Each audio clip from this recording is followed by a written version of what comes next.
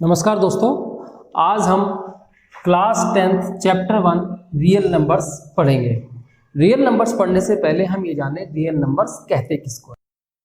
Real numbers के लिए सबसे पहले हमें देखना होगा नंबर्स के बारे में, जो हमने कक्षा 6 से कक्षा 9 तक हमने पढ़े। सबसे पहले हमने पढ़ा natural numbers 1, 2, 3, 4 and so on, इन्हें हम नेचुरल नंबर्स कहते हैं। फिर आया होल नंबर्स जिसमें 0 से शुरुआत होती है। उसके बाद आए इंटीजर्स जिसमें नेगेटिव नंबर्स को भी इंक्लूड कर दिया गया, यानी कि नेगेटिव नंबर्स 0 और पॉजिटिव नंबर्स। रैशनल नंबर, फिर रैशनल नंबर्स की डेफिनेशन आई। रैशनल नंबर उन संख्याओं को कहते हैं जिन्हें p बटा q के रूप में लिख सकते हैं। p और q पूर्णांक है और q 0 नहीं हो सकता। इसी प्रकार कुछ ऐसी संख्याएं भी थी जो रैशनल नंबर की परिभाषा को फुलफिल नहीं करती, जैसे फॉर एग्जाम्पल √2, वर्गमूल 3, वर्गमूल 5, पाई, इसी प्रकार और संख्याएं। इनको हमने कंबाइंडली कहा रियल नंबर्स। क्या कहा? Real numbers.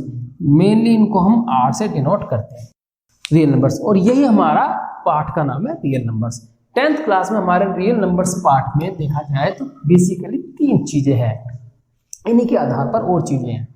सबसे पहला यूक्लिड डिवीजन लेमा, जिसे हम यूक्लिड की विभाजन परिमेयिका कहते हैं। दूसरा यूक्लिड डिवीजन एल्गोरिथम, जिसे हम यूक्लिड विभाजन एल्गोरिथम। और तीसरा फंडामेंटल थ्योरम ऑफ अरिथमेटिक, अंकगणित के आधार पर में। हम ये देखेंगे कि यूक्लिड की विभाजन एल्गोरिथम किस तरीके से हमें एचसीएफ निकालने में हेल्प करती है। और साथ ही साथ हम ये भी देखेंगे फंडामेंटल थ्योरम ऑफ अरिथमेटिक क्या करती है। ये बेसिकली 3 काम करती है वैसे, लेकिन मैं यहाँ 2 बताना चाहूंगा। पहले तो इरेशनलिटी प्रूव करने के लिए, दूसरा रैशनल नंबर की नेचर को जानने के लिए कि रैशनल नंबर्स की नेचर किस प्रकार की हो सकती है। इस वीडियो में सिर्फ आज हम सिर्फ एक यूक्लिड विभाजन प्रमेयिका अर्थात यूक्लिड डिवीजन लेमा को ही करने जा रहे हैं। ये हम बाकी के टॉपिक नेक्स्ट क्लासेस में या नेक्स्ट वीडियोस में देखेंगे। देखिए यूक्लिड डिवीजन लेमा, यूक्लिड के बारे में देखें तो यूक्लिड एक मैथमेटिशियन हुए हैं ग्रीक के। इन्होंने एक पुस्तक लिखी जिसका नाम था एलिमेंट। क्या नाम था? एलिमेंट्स। इस एलिमेंट्स में टोटल चैप्टर्स के नंबर थे, टोटल चैप्टर्स थे 13, और हर एक चैप्टर अपने आप में पुस्तक समान था। इसी 13 चैप्टर में चैप्टर नंबर 7 यानी कि पुस्तक नंबर 7 में हमें यूक्लिड डिवीजन, और इन यूक्लिड को ही हम फादर ऑफ ज्योमेट्री भी कहते हैं। फादर ऑफ ज्योमेट्री कहते हैं, इसका मतलब ये नहीं इन्होंने नंबर सिस्टम पे काम नहीं किया, नंबर सिस्टम पे भी बहुत काम किया है। एक वर्ड आता है लेमा। ये लेमा क्या है? लेमा ऑब्वियस ट्रुथ होता है। ऑब्वियस ट्रुथ मतलब ऐसा ट्रुथ जो सभी लोग सहज रूप से स्वीकार कर लें कि हाँ ये सत्य है। और ये फंडामेंटल ट्रुथ भी कह सकते हैं हम इसको। साथ ही साथ लेमा यानी कि अपने आप में जो ट्रुथ है वो दूसरी कथन को साबित या प्रूफ करने के लिए उसका इस्तेमाल कर सकते हैं, इसे हम लेमा कहते हैं। ये तो रही यूक्लिड लेमा की बात। डिवीजन की बात हम पहले से ही जानते हैं, बस इसको यूज देखते हैं कैसे।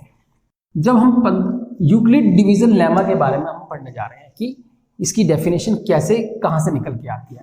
लंबी विभाजन प्रक्रिया हम जानते हैं, 3 पंजे 15 सब जानते हैं। माइनस किया तो 0 आएगा, इसको शेषफल बोलते हैं, सबको पता है। 15 के बदले मैंने ले लिया 16, फिर भाग किया तो यहां पर 1 आ गया रिमाइंडर। इजी, तीसरी क्लास से हम पढ़ना शुरू कर देते हैं। उसके बाद हम 7th को हमने 3 से भाग किया, 3 पंजे 15, माइनस किया, ये भी माइनस किया हमने, माइनस किया तो 2 आ गया 18।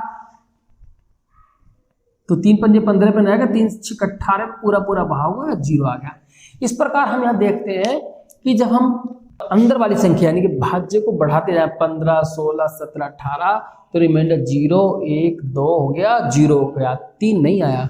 अर्थात ये हुआ कि जो हमारा भाजक था 3 उससे उसके बराबर नहीं आया, उससे कम आ रहा है। 0 आ गया, 1 आ रहा, 2 आ रहा है, यानी कि हम कोई सा भी मान ले लें वो 3 से छोटा आएगा, यानी कि भाज्य कुछ भी ले ले 3 से छोटा आएगा हमारा रिमाइंडर शेषफल, यानी कि r 0 हो सकता है, r ग्रेटर देन 0 है, यानी कि यहाँ पर इस केस में ये मान लेते हैं कि 0 आया, 1 भी आ सकता है, 2 भी आ सकता है, 3 नहीं आया। इसका मतलब r की वैल्यू हमारी 3 से छोटी आई, ये भी कह सकते हैं। उसके बाद हम इस दो टर्म्स लेके काम करना शुरू करते हैं। चलिए ए और बी, जहां पर मैं मान लेता हूं कि ए बड़ा है बी से, ये पहले से ही मान लेता हूं।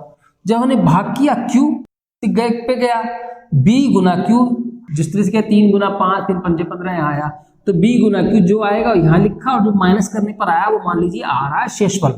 अब ये जो आर है, इसी के आधार पर यहाँ पर अगर हम देखें तो आर की वैल्यू 0 आ सकती है, आर की वैल्यू बी से कम आएगी जैसे यहां पर आई थी, साथ के साथ 0 और बी के बीच में भी तो आ सकती है, यानी कि आर की वैल्यू 0 से बड़ी भी आ सकती है लेकिन बी से छोटी आएगी। इस कंडीशन को हम यहां देखेंगे ऊपर।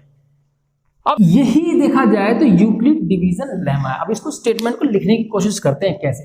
Given positive integers a and b comma there exist unique integer q and r satisfying a is equal to bq plus r। ये कैसे आया?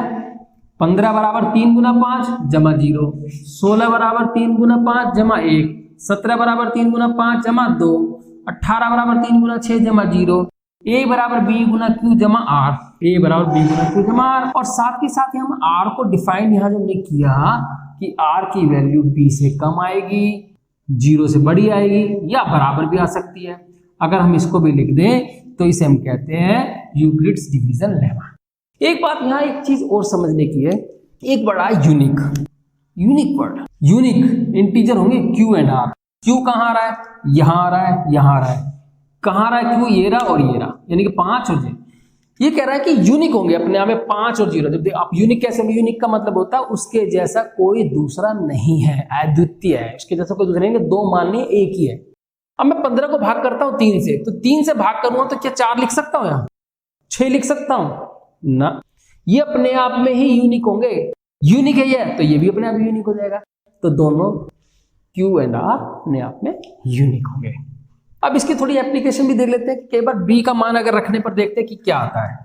पहली कंडीशन यहां देखते हैं कि इफ B का मान मैं 2 ले लूं, B का मान मैं 2 ले लूं, यहां 2 ले लूं, यहां 2 ले लूं, यहां लूं, यही की बात है, तो 3 से छोटा ही आएगा मान, तो 2 ले लूं तो 2 से छोटा आएगा, यानी कि R का मान या तो 0 आ सकता है या 1 आ सकता है। इसका मतलब ये हुआ इस a को मैं 2 रूप में लिख सकता हूं, 2q और 2q जमा 1। जब किसी संख्या को हम कहेंगे कि 2q से भाग हो जाएगी तो वो इस प्रकार की होगी, जो भाग नहीं होगी वो इस प्रकार की होगी। अर्थात ये कह सकते हैं कि किसी संख्या को 2 प्रकार से लिख सकते हैं, जो इस तरह की होगी वो सम होगी, जो इस तरह की होगी वो विषम होगी। इसका एक एप्लीकेशन हम यूज कर सकते हैं, बाद में हम यूज करेंगे भी, एग्जाम में बहुत आता भी है, अक्सर ऐसे क्वेश्चंस आते हैं। ऐसा कोई एग्जाम नहीं है जिसमें ये यूक्लिड विभाजन प्रमेय का ना आती हो। b बराबर 3 लेते हैं, 3 पर r का मान 0 1 और 2 हो जाएगा, जैसे हमने यहाँ देखा 0 1 2 3, 0 1 2 टोटल आ गया 3। तो a की वैल्यू यानी कि 3, ये a को लिख सकते 3q जमा 0, 0 को नहीं लिखेंगे, 3q जमा 1, 3q जमा 2 ये लिखेंगे। इसी प्रकार हम एक चीज और अगर देखें, क्या थोड़ा सा एक्सटेंशन दे, कुछ एडवांस बच्चों के लिए अगर देखें तो क्या ये यूक्लिड डिवीजन लेमा सिर्फ पॉजिटिव इंटीजर्स के लिए वैलिड है? पॉजिटिव के लिए वैलिड है? जी नहीं, ये नेगेटिव के लिए भी इतनी ही वैलिड है। इसका हम ये कह सकते हैं this division lemma is valid for all integers. All integer में तो 0 भी आ गया, लेकिन 0 के लिए वैलिड नहीं है, एक्सेप्ट 0। यहां पर 0 यानी कि b का मान 0 नहीं होना चाहिए, ये वाला 0 नहीं होना चाहिए, नहीं तो यहाँ पर भाषित हो जाएगा।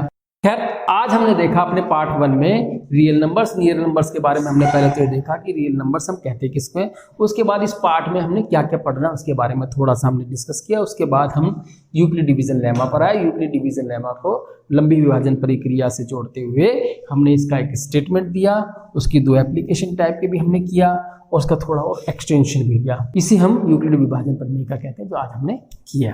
तो आपने वीडियो देखा, इतना तो समझने की कोशिश की मेरे साथ। आपका बहुत बहुत शुक्रिया, धन्यवाद।